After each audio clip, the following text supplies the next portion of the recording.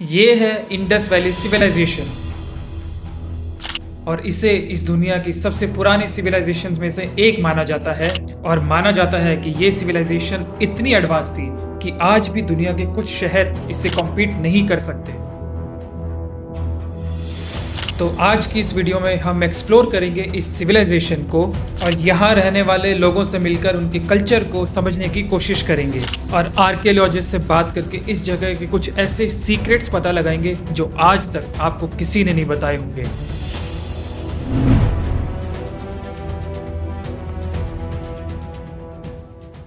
यहाँ तक पहुँचने के लिए मैं निकल पड़ा था सुबह सुबह हरियाणा के एक छोटे से गांव राखी खास के लिए। करीब 3 घंटे ड्राइव करने के बाद जब मैं शहर की भाग दौड़ भरी जिंदगी से दूर इस गांव में पहुंचा तो इस गांव की पॉल्यूटेड फ्री हवा और सिंपल सीधे लोगों को देख के I felt connected to my roots. Guys, मैं फाइनली आ चुका हूँ हड़प्पा सिविलाइजेशन की एक जगह पे। ये बोर्ड लगा हुआ है प्रोटेक्टेड मॉन्यूमेंट साइट और जैसे कि आप दूर दूर तक देख पा रहे होगे यहाँ पे पूरी बाउंड्री कर रखी है ताकि इसको प्रोटेक्ट किया जा सके और लोग ऐसे इसके अंदर घुस के जो भी चीज़ें हैं उनको तोड़े ना। हम एंटर करते हैं और इसको एक्सप्लोर करना स्टार्ट करते हैं and this is the first time ऐसी कोई वीडियो आप यूट्यूब पे देख रहे होगे।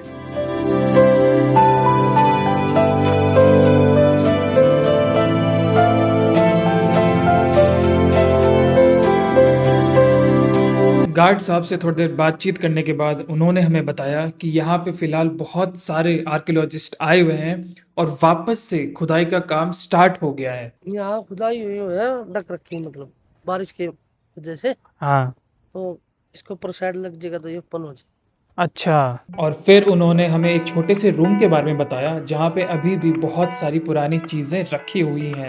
गार्ड साहब से बात करने के बाद पता चला कि ये रूम है जिसको हम देख सकते हैं जिसमें हड़प्पा सिविलाइजेशन की पुरानी चीज़ें मिली हैं और ये वो रूम है।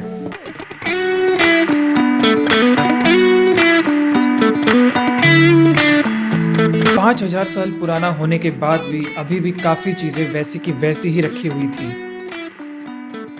ये एक एक्चुअल हड़प्पन सिविलाइजेशन के टाइम का स्केलेटन है। बहुत ही अच्छे से इसको प्रिजर्व किया गया है, बहुत ही अच्छे से आई थिंक ये मिला भी है और अभी भी ये मिट्टी के अंदर ही दसा हुआ है, इसको निकाला नहीं गया ताकि ये टूट ना जाए।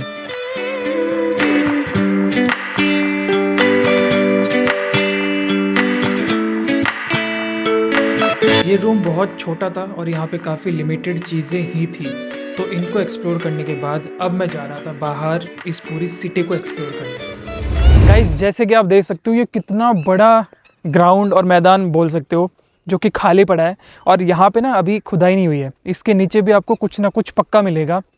पीछे की साइड में अभी जो देख पा रहा हूँ लोग अभी और एक्सकवेशन कर रहे हैं, खुदाई कर रहे हैं और उसमें से और ज़्यादा चीज़ें निकाली जा रही हैं। तो अब मैं जा रहा था अपनी पहली साइट की तरफ जिसकी खुदाई अभी अभी कंप्लीट ही हुई है।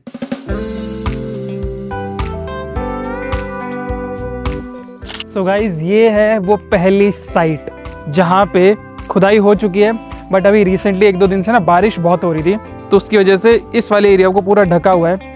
लेकिन अगर ये बारिश नहीं होती तो ये पूरा ढका हुआ नहीं होता और हम देख पाते लाइव अपनी आंखों से कि उनको क्या मिला था इंडस वैली सिविलाइजेशन में। हम उस साइड जो देख पा रहे हैं ना वहाँ पे थोड़ी खुदाई चल रही है और मुझे कोई लग रहा है कि कोई आर्कियोलॉजिस्ट वगैरह आए हुए हैं। एक बार उस साइड चलते हैं, जाके उनसे बात करने की कोशिश करते हैं। सो गाइज, मैंने ना इनके आर्कियोलॉजिस्ट से बात करी। उन्होंने मुझे बोला कि वीडियो मत बनाओ क्योंकि ये एक्टिव साइट है तो हम आपको ऐसे कुछ आप वीडियो में दिखा नहीं सकते। बट उनसे बात करके उन्होंने मुझे ये बताया कि यहाँ पे शायद इनको कोई घर या कोई बैरियल ग्राउंड मिलेगा जो उनके असिस्टेंट आर्कियोलॉजिस्ट ने रिसर्च करके पता लगाया है। और अभी भी काफ़ी जगह एक्टिव हैं ऐसी जहाँ पे ये लोग एक्सकेवेशन या खुदाई चालू कर रखी है। रिसेंटली इनको अभी एक पूरा का पूरा घर मिला है। अभी इन्होंने मुझे बताया कि आप माउंट नंबर 3 और 2 पे जाओ, वहाँ पे इन्होंने प्रॉपर एक्सकेवेशन कर रखी है जिनको हम देख भी सकते हैं और जिन पे हम वीडियो भी बना सकते हैं। तो उसके लिए मैं बहुत एक्साइटेड हूँ। अभी हम जा रहे हैं माउंट नंबर 2 पे जो कि सामने है।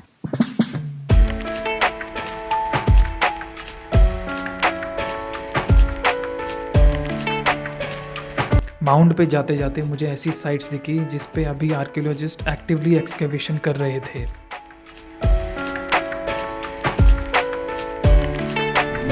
ये हैं हड़प्पा सिविलाइजेशन के मुर्गे जो अभी भी जिंदा है और ज़िंदगी के मज़े काट रहे हैं।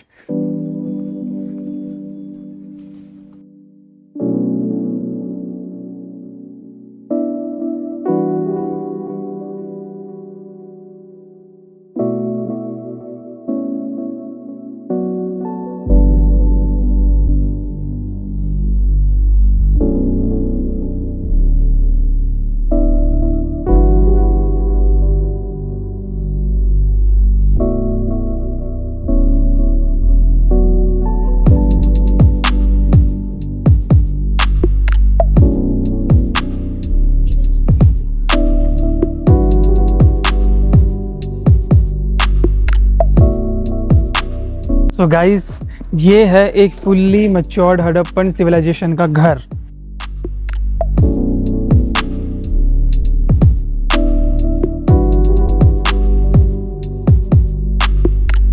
वो जो आपको दिख रहा है ना सामने, वो वॉशरूम है। और वो वॉशरूम क्यों है वो आपको मैं अभी आगे जाएंगे ना तो बताता हूँ क्यों है। हाँ, तो वॉशरूम वो इसलिए है क्योंकि वो देखो वहाँ से उसका ड्रेनेज आ रहा है और वो नीचे आके इधर इकट्ठा होता है। ये भाई साहब जो लेटे हुए हैं ये इस घर के मालिक हुआ करते थे और मालिक अब मिट्टी में मिल चुके हैं। और ये जो सामने आपको स्ट्रक्चर दिख रहे हैं ये उनका प्रॉपर घर है। ये है ढकी हुई नाली, इस पे लिखा हुआ है। इस सिविलाइजेशन की सबसे जो अच्छी बात या बहुत शॉकिंग बात थी वो ये थी, इनके पास प्रॉपर ड्रेनेज सिस्टम था। Proper drainage, proper washrooms, kitchen, सब कुछ प्रॉपर। जो आज के हम अपने घरों में रखते हैं ना, ये पहले भी 5000 साल पहले भी ऐसे ही रहते थे। और इनका ड्रेनेज सिस्टम ऐसा माना जाता है कि इतना एडवांस था कि आज भी कई ऐसे शहर या कई ऐसे देश हैं उनका ड्रेनेज सिस्टम अभी भी इतना अच्छा नहीं है। इतनी बड़ी और इतनी एडवांस सिविलाइजेशन कैसे डिस्ट्रॉय हो गई, ये अभी भी एक मिस्ट्री ही है। अभी मैं तुम्हें दिखाता हूँ हरियाणा की असली मिट्टी में क्या होता है। सामने आप देख रहे होगे बच्चे अखाड़ा बना रहे हैं कुश्ती और कबड्डी के लिए। उनसे जाके बात करते हैं और जानने की कोशिश करता हूँ कि उनको पता है कि ये है क्या इनके गांव में। ये पता है आप लोगों को कि क्या चीज़ है ये जो खुदाई उदाई कर रहे हैं? पर क्या है ये पता है कुछ? अरे जो करियो पलटे उड़ाओ काटा जो करी टाट लेकर दीवार में पड़ी कंकाल डाबे उड़े। इन बच्चों को खुदाई क्यों हो रही है उसके बारे में तो कुछ नहीं पता था, बट ये कुश्ती और कबड्डी में एकदम माहिर थे। बच्चों को पता है कि क्या हो रहा है, ये क्या खुदाई उदाई हो रही है? कुछ नहीं पता। खुदाई उदाई का चक्कर में तो दही भाई में रिक्स नहीं लिया करना। बार बार एक चीज देखेंगे तो अच्छा लगता नहीं। बचपन से देख रहे हो? हाँ, बचपन से।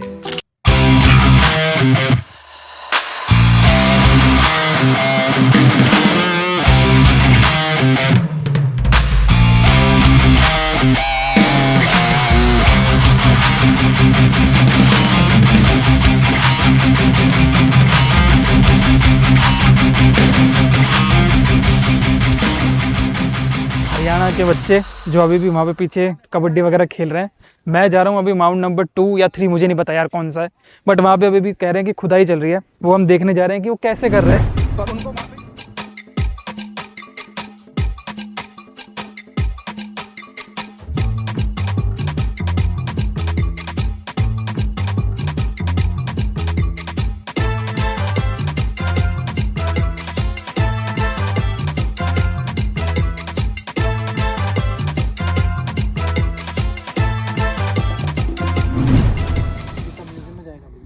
नहीं, इनकी छटनी होएगी, ये बॉक्स में रखे जाएंगे। जो पीसेस अच्छे होंगे, थोड़े बढ़िया होंगे रखने के, उनको म्यूजियम में जमा किया जाएगा।